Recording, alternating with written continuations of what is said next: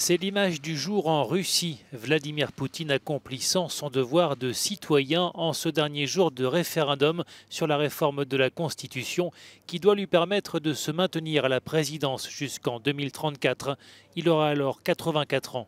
Vladimir Poutine qui ne portait ni masque ni autre protection contrairement aux assesseurs et aux électeurs dans un pays qui tente toujours d'enrayer la pandémie de coronavirus.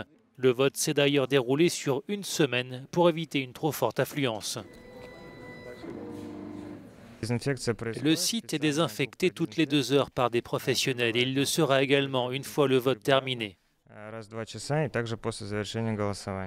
La réforme introduit aussi dans la Constitution des valeurs conservatrices et patriotiques et des garanties sociales comme l'indexation des retraites ou un salaire minimum vital. Je suis contre ces amendements qu'ils essayent de faire passer par tous les moyens.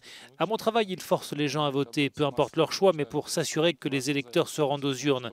La machine de propagande fonctionne à plein régime. Malgré la crise sanitaire, de nombreux Russes se sont rendus aux urnes et l'issue du vote ne fait guère de doute.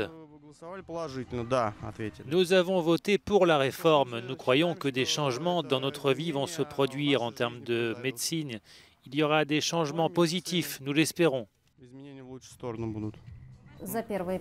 Près de 50 millions de personnes ont voté au cours des 5 premiers jours, explique notre correspondante à Moscou. La Constitution amendée est déjà en vente en librairie.